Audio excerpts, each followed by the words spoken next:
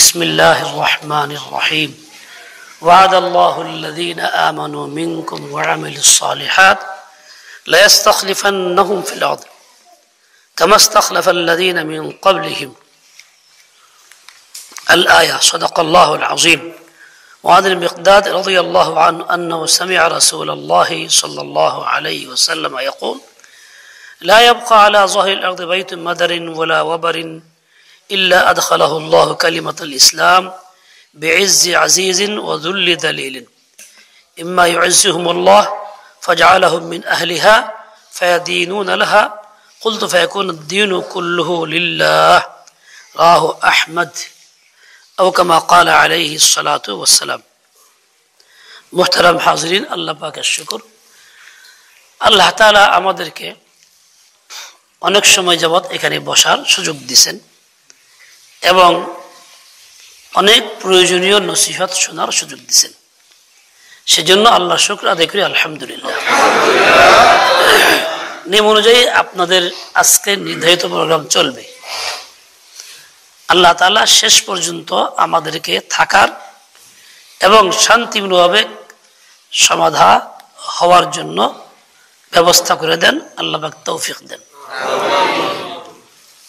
কোরআন কারীমের আয়াতটি আমরা অনেকেই জানি, অনেকেই হাফেজ, অনেকেই আলেম। আয়াতের মধ্যে সোজাসুজি কথা আল্লাহ কি বলছেন? প্রথম হলো ওয়াদ আল্লাহ, আল্লাহ ওয়াদা করছেন। আল্লাহ পাকের ওয়াদা আমাদের ওয়াদা এক না, বেশ কম আছে। আমাদের ওয়াদা করা সত্ত্বেও কাজ করতে অপারগতা আসে। ওয়াদা করছি অমুক জায়গায় 10টা টাকা দেব, দেখা গেছে আর্থিক অবস্থা এত খারাপ হয়েছে 10 টাকা দিতে পারলাম না, অপারগতা আসে। কিন্তু আল্লাহ পাক ওয়াদা করলে ওইটা পূর্ণ করতে কি অসুবিধা বাধা আসে? অপারগতা আসে? চোখ বন্ধ করা যাবে না, কিন্তু নাক খুলো, মুখ খুলে ফেলা, ওটা এটা খুলো কান থেকে। কেউ করোনা, তোমার কাছে করোনা আইছে না? আল্লাহ পাকের ওয়াদা যা আল্লাহ করছেন শতভাগ সত্য বাস্তবায়ন হবে। কোনো বাধা আল্লাহ পাকের ওয়াদা পূরণ করতে পারবে না এবং অপারগতাও আসবে না যে আল্লাহ এখন দুর্বল হয়ে গেছে, পারে নাই। একজন হাজী সাহেব মারা গেছেন, অনেক টাকার মালিক, কোটি কোটি টাকার মালিক, নিজে জানে না কত টাকা, দান করছে অনেক। ফরিদ মাদ্রাসার বড় বিল্ডিং একাই করে দিছে, অনেক জায়গা টাকা বিভিন্ন প্রতিষ্ঠানে কিনে দিছে, আলেম ওলামাদের খিদমত করছে। শেষ বয়সে চাইছে অনেক কিছু করতে পারে নাই, লোকজন আসলে ছেলেপেলেরা ফিরাই দিছে রাস্তার থেকে, ডুববার দেয় নাই, কাছে যাবার দেয় নাই, ব্যাংকের চেক চেক সব লয়ে গেছে, আক্ষেপ করছে। তার আশা ছিল, অনেক ওয়াদাও ছিল যেগুলি করবেন, টাকাও কাছে ছিল, ব্যালেন্সের নিজের টাকা রাখা, করতে পারে নাই। কেন? বাধা আসছে, সেই কাজটা করতে পারে নাই।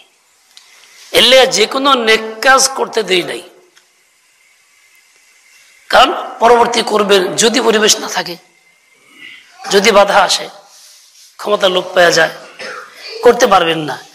এই জন্য এখন নগদে করে ফেলাম, এটা হলো মুমিনের কাম।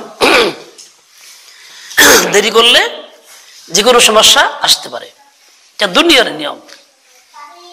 ওয়াদা করার সময় যদি পূর্ণ করার ইচ্ছাই না থাকে, ওই ওয়াদা হারাম, এটা ধোঁকা, এটা কবিরা গুনাহ। আর পূর্ণ করার ইচ্ছা থাকলে পরে অপারগ হইলে এটা গুনাহ, কবিরা গুনাহ না, এটা ওয়াদা খিলাফি বলা হবে না, যেহেতু সে অপারগ হয়ে গেছে, ইচ্ছা ছিল পারে নাই।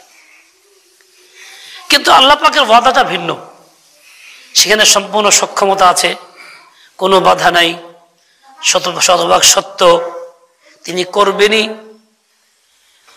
ওয়াদ আল্লাহ, আল্লাহ ওয়াদা করছেন। কি করবেন? কাদের সাথে ওয়াদা করলেন?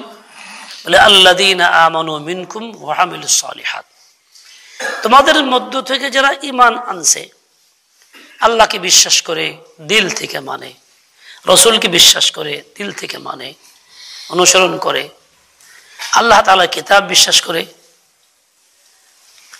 কোরআনকে বিস্তারিত মানে, অন্য কিতাবগুলিকে ইজমাল, আর যেগুলি আল্লাহর কিতাব নাজিল হয়েছিল মানি। ফেরেশতাগণকে বিশ্বাস করে, পরকালকে বিশ্বাস করে ঈমান আনছে, এবং তার তাকদীরকে বিশ্বাস করে যে আমার ভালো মন্দ যা ফয়সালা আল্লাহর পক্ষ থেকে, সবকিছুই আল্লাহর ফয়সালা অনুযায়ী ঘটে। এই যে আমরা আজকে এখানে বসছি, এটাও কিন্তু আল্লাহ পাকের ফয়সালা অনুযায়ী ঘটছে। আল্লাহ ফয়সালা করে রাখছেন যে এই লোকগুলি আজকে অমুক জায়গায় মসজিদে একত্রিত হবে, অমুক আসবে, বয়ান করবে, এতটা সময় হবে, ঠিক টাইম সময়ের মতোই কাজটা ঘটতেছে। করতেছেন কে? আল্লাহ তাআলা। যারা এখানে শরীক হইতে পারছেন তারা এমনি আসেন নাই, কিন্তু আল্লাহ আপনারে আনছে খুঁজে। কত লোকে তো বলছে আসুন, আসে নাই। কত লোক বলছে আচ্ছা জামনি, মনে ভিতর দুর্বলতা, ইচ্ছা নাই, তবু কাছে জামানি। তার মানে কি? আল্লাহ তাকে চান নাই, তার ফয়সালা আল্লাহ করেন নাই, এই জন্য সে আসতে পারে নাই। আর আমি যে আসতে পারছি তার পিছনে কারণ হলো আল্লাহ পাকের কুদরত। তিনি এরকম চাইছেন, ফয়সালা করছেন এই লোকগুলি আসবে। তাহলে আল্লাহ পাক আমাদেরকে এই ভালো কাজে আসার মতো পরিবেশ করে দিয়েছেন, বাধা সরাই দিয়েছেন। এটা আল্লাহর বহুত বড় ইহসান এবং দয়া। আর না হইলে আমি পারতাম না আসতে। আল্লাহ যখন আসার সুযোগ দিয়েছেন, যেই কাজের জন্য আমার কর্তব্য ওই কাজটাকে আঁকড়াইয়া থাকা, আল্লাহ যখন দিয়েছেন আমি ফেলাম কেন? হ্যাঁ, অনেক মানুষের ইচ্ছা আছে বাচ্চা না নেওয়ার, শয়তানি বুদ্ধি, স্ত্রী অসুবিধা, অমুক অসুবিধা, বাচ্চা কোনো কোনো হইলে স্বাস্থ্য নষ্ট, মানুষ করণ যায় না, ইচ্ছা নাই, তারপর আমার দিয়ে দিছে। 3-4 মাস পরে টের পাইছে বাচ্চা না, এখন কি করবো? শয়তানি বুদ্ধি হলে কত শেষ করে দেয়। একটু বল না রে, আল্লাহ দিছে ফেলামকে, যদি আল্লাহ না দে। বুদ্ধিমানের কাজ হলো এটা আল্লাহ পাক দিছেন, এটা রক্ষা করো। কাজেই আল্লাহ পাক আমাকে আনছেন, রক্ষা করি, এই কাজকে বহাল রাখবো, যেহেতু আল্লাহ দিয়েছেন। আল্লাহ যা কিছু দেন ওটা আমার মঙ্গলের জন্য দেন, ওটা আমার জন্য বরাদ্দ। কাজে মনের বিরুদ্ধে হইল আলহামদুলিল্লাহ, ভালো, এটা আল্লাহ দিয়েছেন, অসুবিধা কি? দুনিয়ার মনের মানুষ কিছু দিলে পরে খুব ভালো লাগে,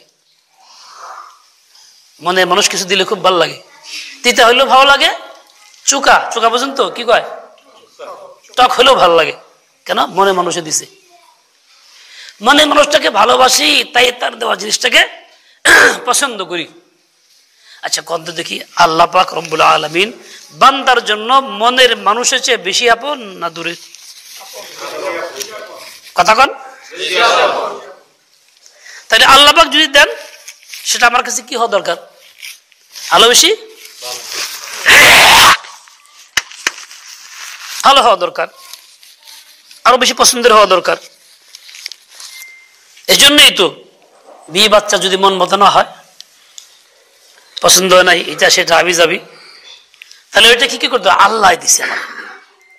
অনেক পিতা আছে একটা বাচ্চা দেখতে পায় না, খোঁজ খবর রাখে না, টাকা পয়সা দেয় না, কেমন জানি অনীহা তার প্রতি। আমরা আত্মার খুব আদর করে, আছে না কোনো কোনো পিতা এরকম? আমাদের নজরে আছে। সে বড় জালেম, সে আল্লাহর দেওয়া নিয়ামতের কদর করতেছে না। কারণ বাচ্চা যে দিছে আল্লাহ, এটা তো আল্লাহর দান, তুমি তো বানাইতে পারো নাই, তোমার তো ক্ষমতা নাই। আল্লাহ তোমাকে দিছেন, তুমি কেন কদর করো না? তুমি তাকে কেন ভালো নজরে দেখো না? তোমার কাজ ছিল সে ল্যাংরাও হয় তোমার ছেলে, আলহামদুলিল্লাহ, বুবাও যদি হয় আমার ছেলে, আলহামদুলিল্লাহ, দেখতে বেঢঙ্গা হইলেও আমার ছেলে, আল্লাহ পাক দিছে।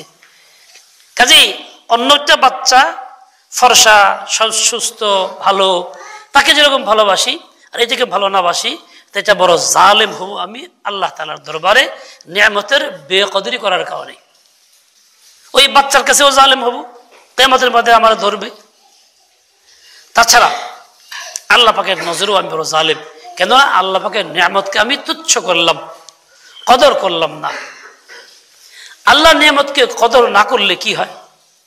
কঠিন আযাব আসে, কঠিন। এই যে হুজুর বয়ান করে বলা, ইন কাফারতুম ইন্না আযাবি লাশাদীদ। বহুত বড় এক বুজুর্গ, নাম আপনারা জানেন, মানুষ যাকে মনসুর হাল্লাজ বলে, হাত পাখা আছে। এই লোকটা এত বড় পরীক্ষা পড়লো কেন? তাকে পাথর মারা হইল, তার বিরুদ্ধে ফতোয়া জারি হইল, অত ছিল আহলে হক মানুষ। এই কিতাবের কারণ লিখছে, কারণটা কি লিখছে? মুজাহাদা করতেন খুব বেশি। একদিন কাছে একটা ছায়া গাছ ছিল, তার রোদে দাঁড়ায় নামাজ পড়তেছে। তা এক বুজুর্গ দেখে বললেন যে নিশ্চয়ই এরকম কোনো আল্লাহর পক্ষ থেকে পরীক্ষা আসবে, কারণ আল্লাহর নিয়ামতের সে বেকদরি করতেছে। নিয়ামত ছিল, এটাকে গ্রহণ করলো না কেন? তারপরে থেকে শুরু হয়েছে এই ফিতনা। এই সামান্য কারণ যদি এত বড় পরীক্ষা এসে পড়ে, তাহলে বড় কিছু হলে কি হবে? ঘুমাইতেছে আরামসে। ঘুমিয়ে কি লেগে আইসো তুমি? এনে ঘুমাবের লেগে? বাড়িতে ঘুমাবের জানো তোমারে? হ্যাঁ, বললো কাজে ওরা নাকি নাড়াচাড়া দিও। থাক থাক, আচ্ছা নিচে দাও, নিচে নিচে, হ্যাঁ মাথায় না, শরীরে দাও। এই জন্য আল্লাহ তাআলা নিয়ামতের নাকদরি করতে নাই। বাচ্চাকে এক নজরে দেখতে, অনেকে ছেলের বেশি আদর করে, মেয়ের কম আদর করে। কি ছেলে আল্লাহর দান আর মেয়ে কার দান? তাহলে আমি যে মেয়ের বেশি আদর করলাম না, ছেলের বেশি আদর করি, এটা কিন্তু জুলুম করি, আমি জালেম। আর যে জুলুম করে আল্লাহ পাক তার দ্বারা কোনো ভালো কাজ করাবেন না, সে জালেম, ও তো হজের মধ্যে লিপ্ত। আজকে আমার দ্বারা ভালো কাজ কেন হয় না? আমি অপরাধে লিপ্ত, আমি জালেম কোনো না কোনো দিক থেকে। এই যে নিচে দাও, নিচে আরো নিচে, এই জন্য হয় না। আসলে কাজ ছিল কি? জুলুম না করা, নিয়ামতের কদর করা। এখন যারা মেয়ে আর ছেলেকে দুই নজরে দেখে, তারা কঠিন জালেম। কবর আযাব তো নিশ্চিত, দুনিয়াতে বিপদ এসে পড়বে। দুইজনকে একই নজরে দেখতে হবে, এটা আমার বাচ্চা, এটা আমার বাচ্চা, আল্লাহর দান, আলহামদুলিল্লাহ। দুইজনকে এক নজরে দেখতে হবে, একই রকম মোহাব্বত করতে হবে, শাফকাত একই রকম করতে হবে, প্রয়োজন একরকম পুরা করতে হবে। মেয়ে 3 বার চাইলেও দেই না, ছেলে 1 বার চাইলে দিয়ে দিই, না জানে কি? আরে জালেম, তুমি ছেলের মাথা বসাইতেছো, তোমার ঘাড়ে পাড়া দেবো কদিন পরে, মনে রাখো।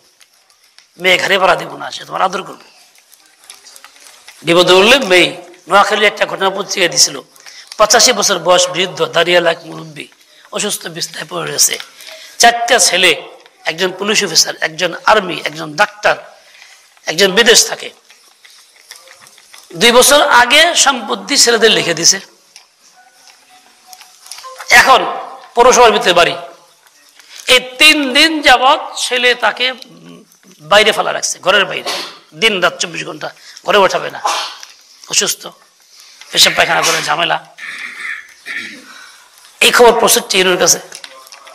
টেনু নিজে আসছে, লোকজন নিজে, এই অবস্থা, জুলুম, কি করা যায়? ছেলেদেরকে অনেক বোঝাইছে, কেউ রাজি হয় নিতে। বাপ কি অপরাধ করছে?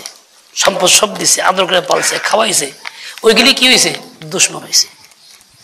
যেগুলি বেশি আদর করে পালছে, এগুলি কি হয়েছে? পরে তাকে এখন নিয়ে যাবে বৃদ্ধাশ্রমে, হাসপাতালে ভর্তি করবে। তার বড় মেয়ে খবর শুনছে, সে বড় মেয়ে 14 মাইল দূর থেকে আসছে, আইসে বাবারে নিয়ে গেছে, আমার বাবার আমি পালব। তাহলে উপকার আসলো কি? ছেলে না মেয়ে? আদর তো করলা বেশি ছেলেরে। তুমি দুশ্মনকে আদর করতেছো, বন্ধুরে আদর করো না, তুমি জালেম। বিপদে বললে এই বন্ধুই তোমার কাজে লাগে। কত বড় নাশুকরা ব্যক্তি সেই, যে সন্তানদের এক নজরে দেখে না, তাদের খোঁজখবর নেয় না, মায়া মোহাব্বত করে না। বহুত বড় জালেম সে। চোখ বন্ধ হলে বুঝবে কেমন? মেয়েদের আহ বা ওই মজলুম ছেলের আহ সাংঘাতিক লাগা লাগে। কবর আযাব নিশ্চিত। যাই হোক, আল্লাহ পাকের ওয়াদা, ওয়াদাল্লাহুল্লাযীনা আমানু মিনকুম ওয়া আমিলুস সালিহাত, ঈমান যে আনলো তার সাথে আরেকটা কাজ করলো, নেক আমল যে করে। নেক আমল কি? যে কাজগুলি আল্লাহ তাআলা করতে বলছেন, কঠিন হোক আর ভারী হোক আর হালকা হোক, আসান হোক, এই করণীয় কাজগুলি যখন সে শরীয়তের অনুমোদিত কাজগুলি করবে, রাসূলের তরিকায় করবে, ওইটাকে নেক আমল বলা হবে। নেক আমল করে, ঈমানও আছে, নেক আমলও করে। সবচেয়ে বড় নেক আমল কি? সবচেয়ে বড় নেক আমল হইল গুনাহ ছেড়ে দেওয়া। কি কইলাম কোন দেখি? সবচেয়ে বড় নেক আমল কি? গুনাহ ছেড়ে দেওয়া। তারকু যাররাতিন মিম্মা নাহাল্লাহু আন, আল্লাহ পাক যেসব কাজ নিষেধ করছেন, নিষিদ্ধ কাজের সামান্য ছোট্ট একটা কাজও ছেড়ে দেওয়া, মানে গুনাহ ছেড়ে দেওয়া। আফজালু মিন ইবাদাতিস সাকালাইন, জিন ইনসানের সকল ইবাদতের চাইতেও আফজল ইবাদত এটা। কি? নামাজ পড়া, রোজা রাখা, হজ বেশি করা, ওমরা বেশি করা, নাকি সামান্য গুনাহ হয় সেটা ছেড়ে দেওয়া। বড়টা ছাড়লে তো কথাই নেই। ছোট্ট একটা গুনাহ ছাড়াটাও কত বড় ইবাদত। সমস্ত জিন ও ইনসানের ইবাদতের চাইতে আফজল ইবাদত। তাহলে কোন নেক আমল? শুধু নামাজ না, শুধু তেলাওয়াত না, শুধু রোজা না, শুধু হজ না, শুধু যাকাত না। নেক আমলের অন্যতম হইল গুনাহ ছেড়ে দেওয়া নেক আমল। নেক আমল বলতে আমরা কিছু করণীয় কাজ বুঝছি, এটা বুঝি নাই। কতই না আফসোস জিন্দিগির উপরে, সবকিছুই নিজের বুঝ মতো করি, সীমিত হচ্ছে। ঘুমাইতেছে, ওই যে বিয়ে ঘুমায়, এত সুন্দর হুজুর ঘুমাইতেছে। ব্যাপারটা কি? আমার লোকের রাগ করছো মেয়ে, তুমি এরকম ঘুমাইতেছ? হ্যাঁ, আচ্ছা কে ঘুমো? 10 মিনিট ঘুমাই এলো, আমি বসে থাকি কতক্ষণ?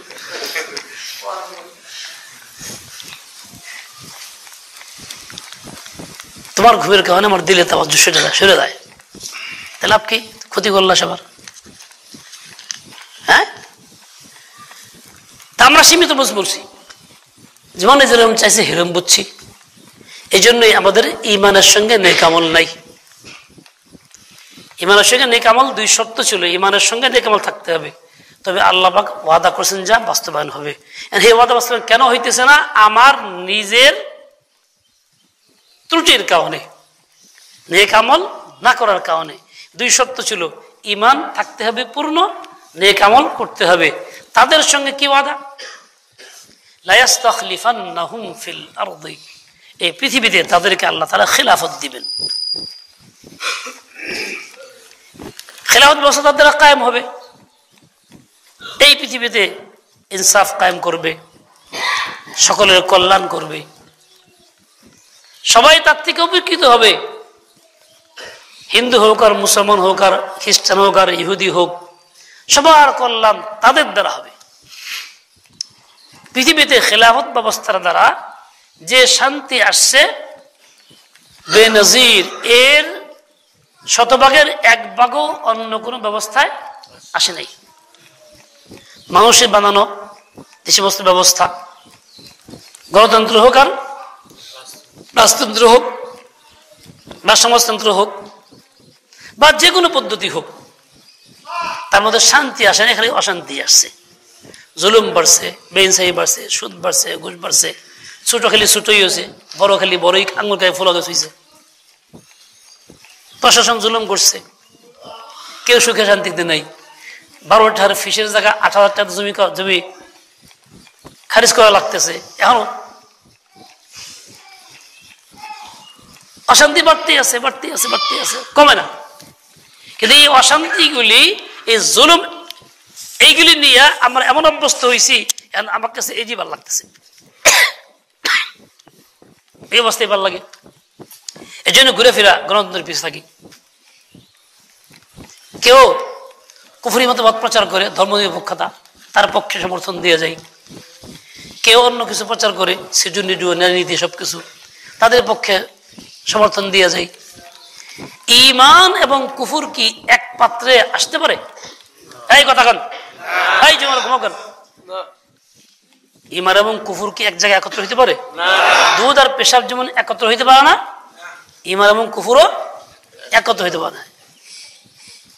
হয় ঈমান থাকবে, না হয় কুফর হবে। কিছু ঈমান আর কিছু কুফর, এটার নাম ঈমান না, এটার নাম তো নিফাক। হাদিসে আছে, ইন্নামা কানা নিফাকু আলা আহদি রাসূলিল্লাহ সাল্লাল্লাহু আলাইহি ওয়াসাল্লাম। প্রকৃত নিফাক ছিল রাসূলের যুগে। ফাম্মাল ইয়াউম ইম্মা আল ইসলাম ও ইম্মা আল কুফর। বর্তমান সময়ে দুইটা আছে স্পষ্ট, ইসলাম অথবা কুফর। ইসলামের পরিচয় আছে উপর দিয়ে লেবেল, পোশাক আশাক, আলেমদের মোহাব্বত, বৈঠকে যাই, নামাজ কালাম পড়ি, লেবেল উপরে ইসলাম, সমর্থন কুফুরের। দুইটা মিলে কি হয়ে গেলে, কথা কন না কেন, দুইটা মিলে কি হলো, কুফুর হইল। নতিজা আরদুল তাবে, সবসময় ফলাফল হয় কোনটা, যেটা নিম্ন সেটার। পেশাব দুধ মিললে পরে পাক হয় না পাক হয়? দুধ তো পাকা ছিল না, যেটা বাস্তবে নোংরা নিম্ন, ওইটার ফলাফল হয় কুফুর। ইসলাম মিললে পরে কি হবে, ইসলাম কুফুর হবে। কাজে আমি যদি কুফুর সমর্থন করে যাই, কুফুর নীতিমালা, চাই সে গ্রন্থ স্রোত হোক বা অন্য কোনো তন্ত্র মন্ত্র স্রোত হোক, তাহলে ইসলাম থাকলো না, ঘুরে ফিরে কি হইলো, কথা কন, ঘুরে ফিরে কি হলো, কুফুর হইলো। মরলে কি নিয়ে মরমু, কুফুর নিয়ে মরতে হইব। মরলে কি নিয়ে মরতে হইব, কুফুর, সোজা কথা। এই জন্য কুফুরের সমর্থন করে গেলে পরে সে এই ইমান নিয়ে মরতে পারবো না। দেখা যায় ইমানদার হাজি সাহেব, গাজী সাহেব, অমুক সাহেব, মানুষ সব সাহেব বলবে, দিমাগের মধ্যে রয়ে গেছে কুফুর। এই জন্য নতিজা আরদুল তাবে, ফল কি হবে, কুফুর। এটা সবসময় নিয়ম, নতিজা আরদুল তাবে হয়। আমার ভাই, ওয়াদাল্লাহুল্লাযীনা আমানু মিনকুম ওয়া আমিলুস সালিহাত, আল্লাহ ওয়াদা করেছেন ইমানদারদের সাথে। সে খালি ইমান না, নেক আমল যারা আছে, ইমান ও নেক আমল দুইটা যার কাছে আছে, তার সাথে ওয়াদা কি পুরা করছো, ঠিক আছে যাও, লা ইস্তাখলিফান্নাহুম ফিল আরদ, খলিফা বানাই দেব, তোমার দ্বারা আমার খেলাফত চলবে। এখন এত বছর খেলাফত নাকি, কেন নাই? কি আল্লাহ ওয়াদা খেলাফ করছে? আল্লাহ ওয়াদা খেলাফ করে? ওয়াদা পালন করতে বাধা আসছে না, বাধা আমি আছি। আমি ইমানও সহি গ্রহণ করি নাই, নেক আমলও যা করছি ইমানের সাথে কুফর করছি। এই জন্য লা ইস্তাখলিফান্নাহুম ওয়াদাটা পূর্ণ হয়নি। কেন পূর্ণ হয়নি? আমার কারণে, বাধাকে আমি। টাইম ছিল যে এই সকাল 8টা থেকে 10টার মধ্যে যে আসবো, তাহলে তাকে জনপ্রতি 500 টাকা প্রদান করা হবে। কোন একজন ধনী ব্যক্তি এই এলান করছে, একদম বিকেল 5টার সময় আইছে, তারা চেয়ে দিব? কেউ দিব না। আসছে কিন্তু শর্ত পুরা হয় নাই, আসছে কিন্তু শর্ত পুরা হয় নাই। আমাদের শর্ত পূরণ না হয়, আল্লাহ আমারও এরকম দিবে না, বঞ্চিত করবে। এই জন্য হচ্ছে না। দেখেন মানিকগঞ্জের জিসি সাহেব বর্তমানে খুব ভালো মানুষ, সুন্দর দাঁড়িয়ে নামাজ কালাম পড়ে, আলেমদের খুব শ্রদ্ধা করে। জানতে পারলাম লোকটা একসময় তবলিগেও ছিল, আলেমদের সাথে সম্পর্ক ভালো ছিল, ওইভাবেই জিসি হয়ে আসছে। আমি গত সপ্তাহে একটা বিষয় নিয়ে অন্য আলেমদের সাথে গেছিলাম, এক আলেমের ব্যাপারে একটা কথা বলতে, খুব কদর করলো।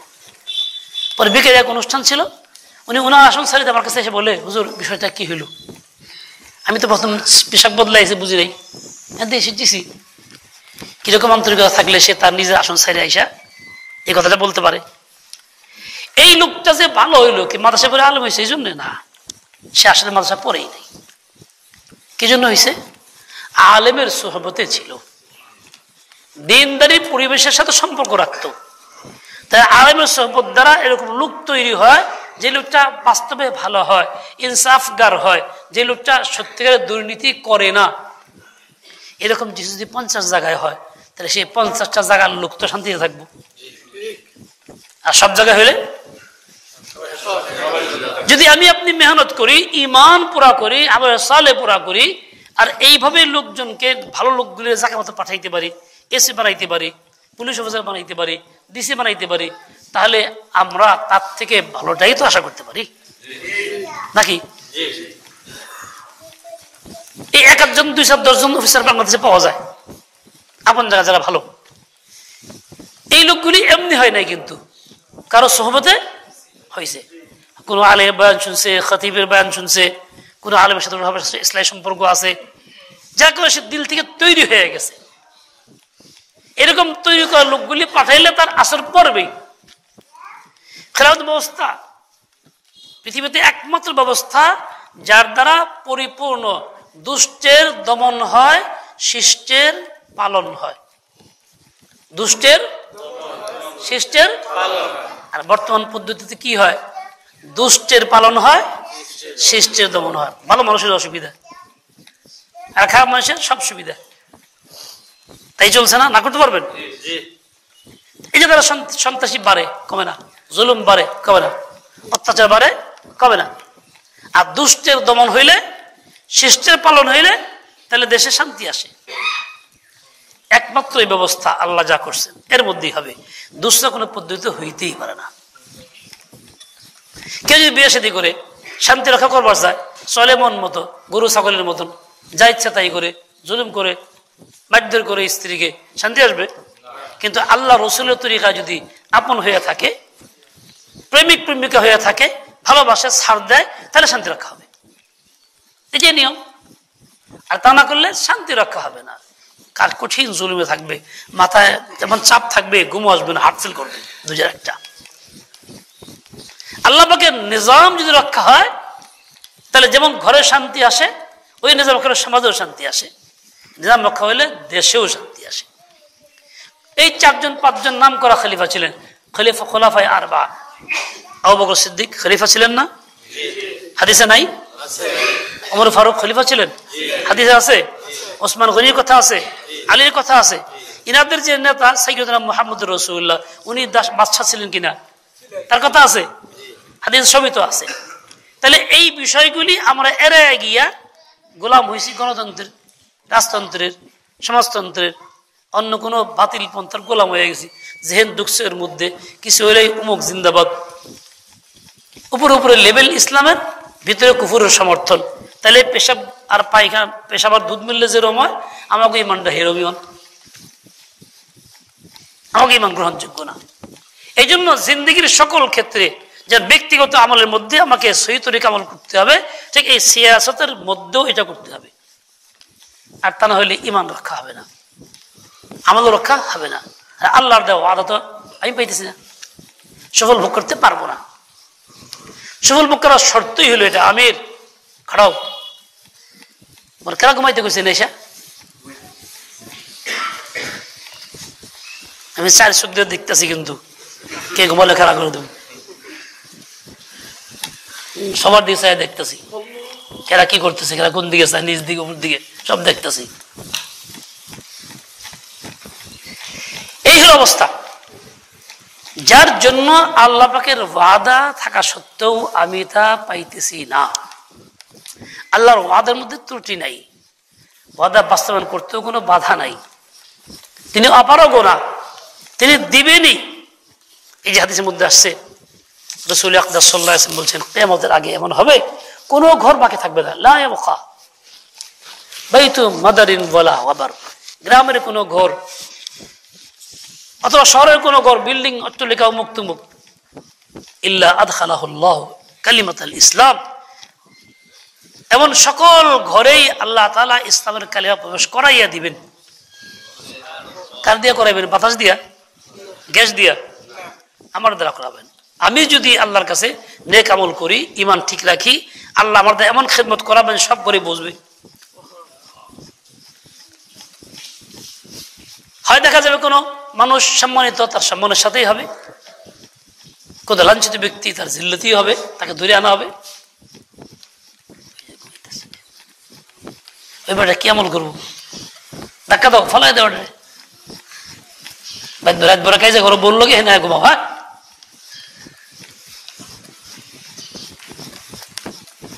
ইল্লা আদখালাহুল্লাহু কালিমাতাল ইসলাম, আল্লাহ দিবেনি।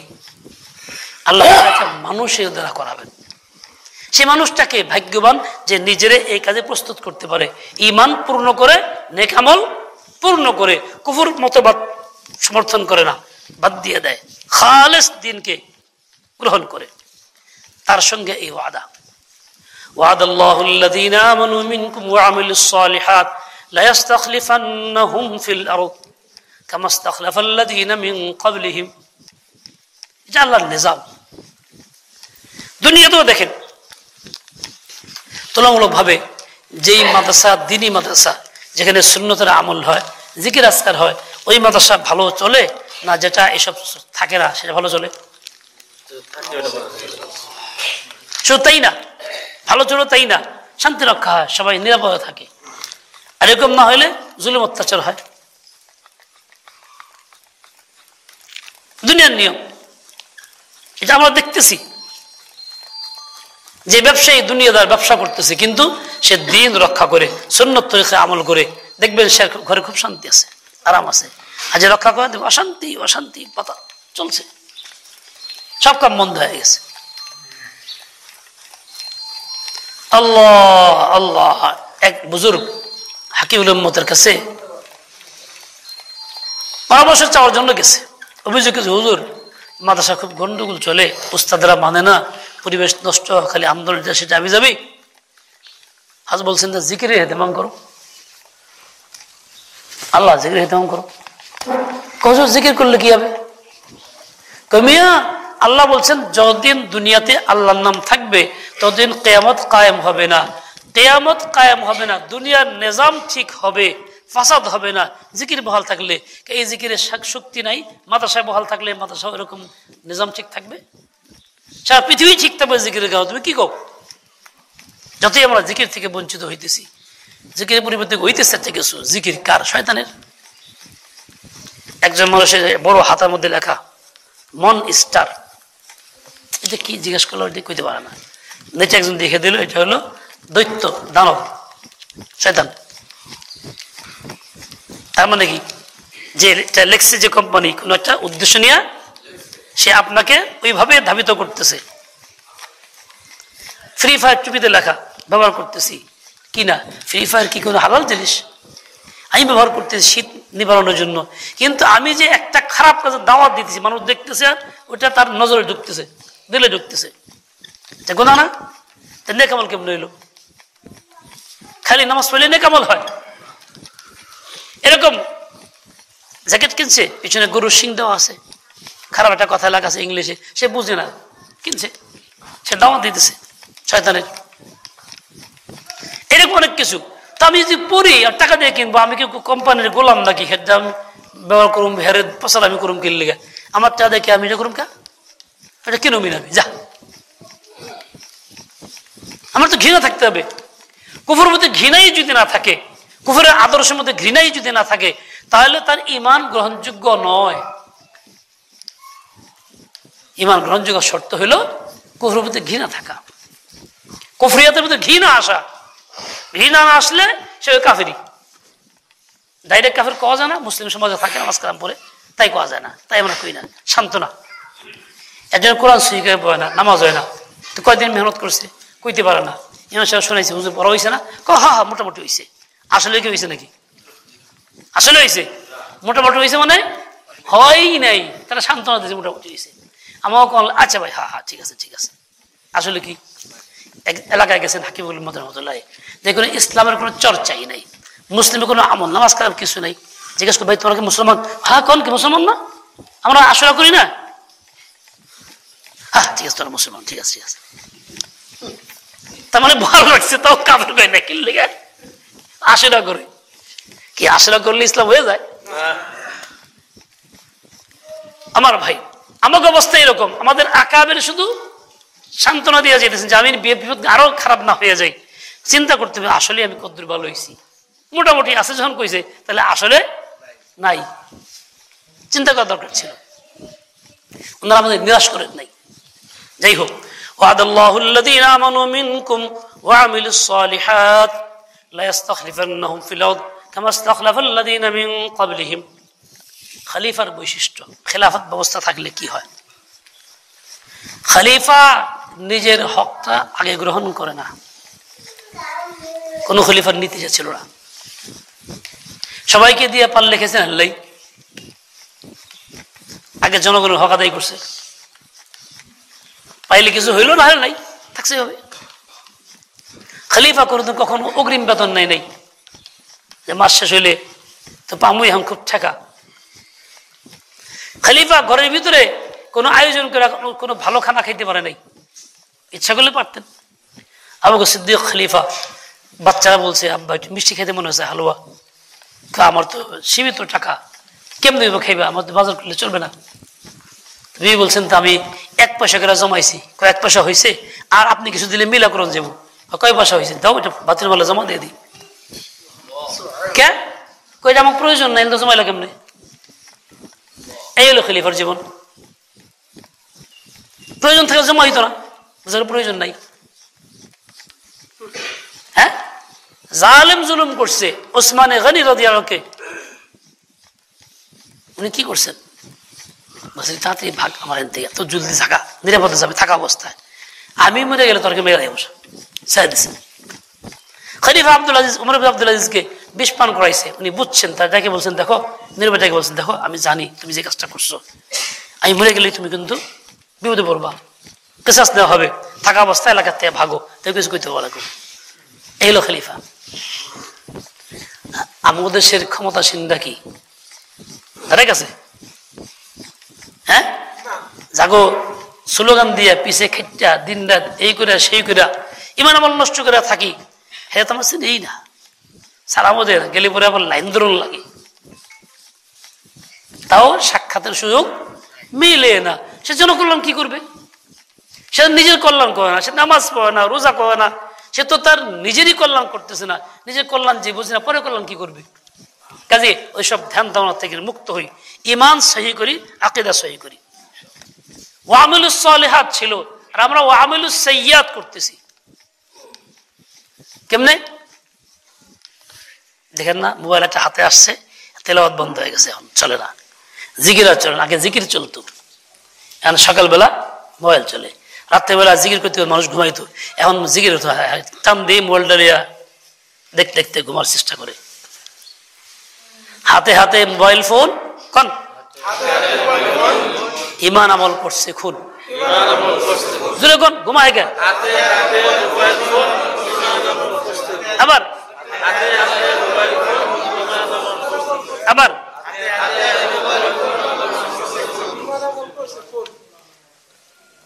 দেখতে দেখতে মোবাইল ফোন,